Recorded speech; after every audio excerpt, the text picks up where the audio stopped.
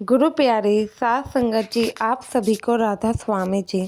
साध संगत जी, यह वीडियो सुनने के बाद आपका भी बाबा जी के प्रति और भी विश्वास बढ़ जाएगा और आप किसी भी परेशानी में कुछ भी ये नहीं सोचेंगे कि इस बात का हल कैसे होगा। आप बल्कि वो बात ही बाबा जी के ऊपर छोड़ देंगे, अपने आप ही कहेंगे कि बाबा जी इस परेशानी का हल भी कर ही लेंगे, मुझे बाबा जी पर भरोसा है। तो साध संगत जी, वीडियो के अंत तक ज़रूर बने रहिएगा और चैनल को सब्सक्राइब नहीं किया है तो संगत के अपने इस चैनल को आप लोग सब्सक्राइब भी ज़रूर कर लीजिएगा। फेसबुक पर देख रहे हैं तो पेज को फॉलो करना ना भूलें जी। तो साध संगत जी, यह घटना एक सत्संगी भाई की है जो कि बहुत ही ज़्यादा गरीब था और इस सत्संगी भाई की 2 बेटियां थी। यह भाई सब्जी बेचने का काम किया करता था। सब्जी बेच के ही अपना गुज़र बसर कर रहा था और अपना घर चला रहा था। कभी भी सेवा पर जाना और सत्संग में जाना नहीं भूलता था और इस भाई की दोनों ही बेटी और बीवी का भी विश्वास बाबा जी के प्रति खूब था।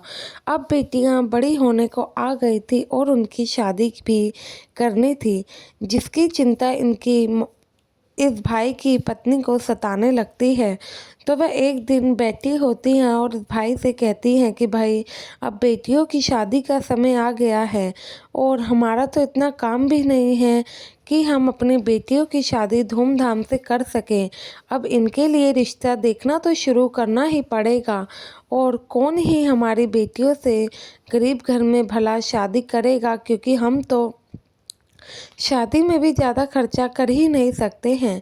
तो वह कहता है कि पगली, तुम ज़्यादा ही चिंता ले रही हो। क्यों चिंता करती हो? जब बाबा जी बैठे हैं तो वह अपने आप ही हर चीज़ कर लेंगे। बाबा जी ने आज तक कभी क्या हमें किसी चीज़ की कमी रखी है जो आज रखेंगे? सब कुछ तुम उन पर छोड़ दो। वह कहती है, ये बात तो ठीक है, लेकिन आप मेरी चिंता को नहीं समझ रहे हैं। तो वह भाई वहाँ से उठकर अपने काम के लिए चले जाता है। तो यही चीज़ वह अपनी बेटियों के सामने भी कहती है। तो उनकी बेटियां उन्हें बिठाकर समझाने लगती है, कहती है, माता जी, जब आपको पता है कि आज तक बाबा जी ने क्या हमें किसी भी परेशानी में अकेला छोड़ा है। जब बाबा जी हैं, हम इतने बड़े गुरु को मानते हैं, तो फिर क्यों आप इतनी इतनी बातों की चिंता व्यक्त करते हो? क्या आपको बाबा जी पर विश्वास नहीं है? जो बाबा जी हमें यहाँ तक लेके आए हैं, वह आगे भी सब कर। आप ज़्यादा चिंता करके अपनी तबीयत को नुकसान ना पहुँचाएं। बाबा जी बैठे हैं ना, हमें तो बाबा जी पर पूरा विश्वास है कि वे सब कर सकते हैं। तो माता जी देखती हैं कि उनकी बच्चियां कितनी समझदार है और उन्हें भी बाबा जी पर विश्वास है। यह चीज़ उनकी माता जी को काफ़ी अच्छी लगती है। तो साथ संगत जी, ऐसे ही थोड़े समय बीतता है तो इनकी माता जी कहती हैं कि क्यों ना हम सेवा पर जब जाते हैं वहाँ पर लोगों को बोल दे कि हमारी बेटियों के लिए कोई अच्छा रिश्ता हो तो वह हमें सूचित कर दे। ऐसे ही वह सत्संगी भाई अगली बार जब सेवा पर जाता है तो यह खबर बाकी के सेवादारों में फैला देता है। कहता है कि भाई, कोई भी अच्छे घर का रिश्ता मेरी बेटी के लिए हो तो बता देना। बाकी सब चीज़ें तो आप जानते ही हो कि हमारे घर के क्या हालात हैं। तो सेवादार भाई कहते हैं, ज़रूर, हम सब जानते हैं, हम आपकी बेटी के लिए ज़रूर कोई ना कोई अच्छा रिश्ता देख के बताएंगे। तो साथ संगत जी, ऐसे ही कुछ समय बीतता है तो एक जत्थेदार के बेटे का रिश्ता इनकी बेटी के लिए आता है। जब जत्थेदार की बेटे का रिश्ता आता है तो ये लोग काफ़ी परेशान हो जाते हैं। कहते हैं कि भाई, वो कहाँ और हम कहाँ, वो कितने अमीर हैं और वो हमारे घर में भला क्यों रिश्ता करेंगे, और हम तो उनकी कोई डिमांड पूरी करेंगे ही नहीं, कर ही नहीं सकते हैं, हमारे इतनी हैसियत नहीं है। तो वह जो लड़की के पिता थे वह कहते हैं कि मैं अपनी बेटी की धूमधाम से शादी तो करना चाहता हूँ, लेकिन अब बाबा जी जो चाहेंगे वही होगा, क्योंकि मेरे हालात ऐसे नहीं हैं। तो साथ संगत जी, उस सेवादार भाई की मुलाकात जत्थेदार भाई से होती है। तो ये सेवादार भाई जत्थेदार भाई के आगे हाथ जोड़ने लगता है और कहता है कि आप तो सब सिचुएशन को जानते ही हैं, आपसे कुछ भी नहीं छुपा है। तो जत्थेदार भाई कहते हैं कि मैंने आपकी बेटियों के बारे में बहुत सुना है, वह एक अच्छी लड़की है और मालिक के परमार्थ के प्रति भी वह काफ़ी ही जागरूक है। उनका बाबा जी में कितना मन लगता है और हम चाहते हैं कि ऐसे ही लड़के हमारे घर में आए। आप देख लीजिए, हमारी तरफ से तो हमारी कोई डिमांड नहीं है। अगर आपको कोई आपत्ति ना हो तो इस बात को आगे बढ़ाया जाए। तो साथ संगत जी सब बातें डिस्कस करके उस लड़की की शादी अब जत्थेदार जी के बेटे के साथ तय कर दी जाती है।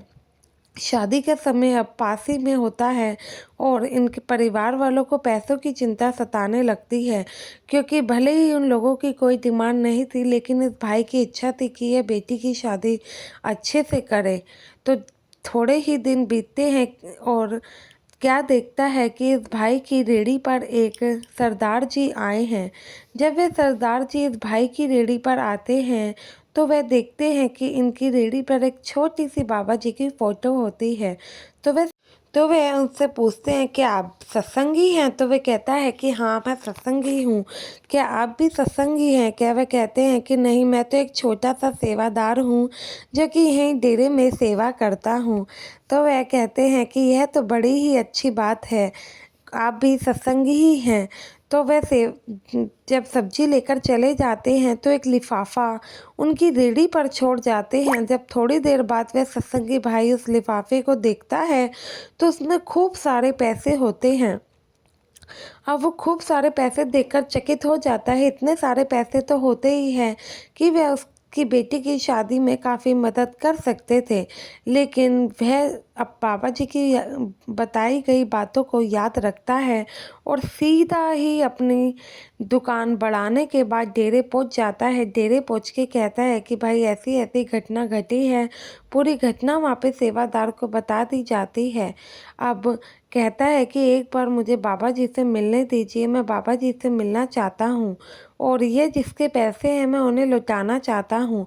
तो सेवादार भाई बाबा जी से बात करके इस सत्संगी को बाबा जी तक पहुंचा देते हैं। जब ये सत्संगी बाबा जी तक पहुंचता है तो वह बाबा जी को सारी बात बताता है और कहता है कि ये लिफाफा मैं लुटाने आया हूँ, आप मालिक हैं, आप जानी जान हैं, ये जिसके भी पैसे हों वह इसे ढूंढ रहा होगा, तो आप उस तक ज़रूर पहुंचा दीजिएगा।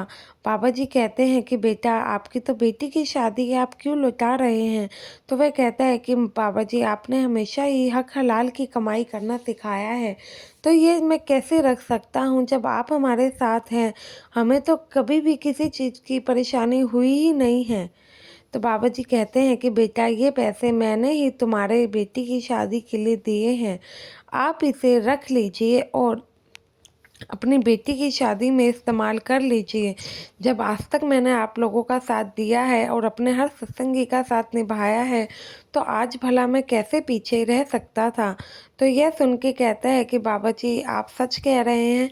तो बाबा जी हाँ में सर हिलाते हैं, कहते हैं कि बेटा, यह आपकी ही नहीं बल्कि मेरी बेटी की शादी के लिए पैसे हैं और उस काम में आप लगा दीजिएगा। आपको ये पैसे लौटाने की बिल्कुल भी आवश्यकता नहीं है। तो यह देख के वह सत्संगी भाई बाबा जी के पैरों में गिरता है, कहता है बाबा जी, मुझे तो समझ नहीं आ रहा मैं कैसे आपका शुक्राना अदा करूं। फिर बाबा जी उसे समझाते हैं कि भाई, मैंने कुछ भी नहीं किया है, जो किया उस मालिक ने किया है, आपको मालिक का ही शुक्राना अदा करना चाहिए। जब वह घर लौटता है तो घर लौट के सारी घटना अपनी घरवाली को और दोनों लड़कियों को बताता है, तो वह भी मालिक का शुक्राना अदा करते हैं और उनकी बेटी कहती है कि माँ, मैंने आपको समझाया था ना कि बाबा जी हमेशा ही हमारे साथ हैं, आप तो फालतू में फ़िक्र किया करते थे। आपको आज से कभी भी किसी भी चीज़ के लिए फ़िक्र करने की ज़रूरत नहीं है। बाबा जी हमेशा ही हमारे साथ हैं। तो साथ संगत जी, बाबा जी तो हमेशा ही हर सत्संगी के साथ है, हमें यह चीज़ मान लेनी चाहिए। आशा ये वीडियो आपको पसंद आई होगी। वीडियो पसंद आई हो तो वीडियो को लाइक करना और कमेंट में राधा स्वामी लिखना ना भूले जी। गुरु प्यारी साथ संगत जी, आप सभी को राधा स्वामी जी।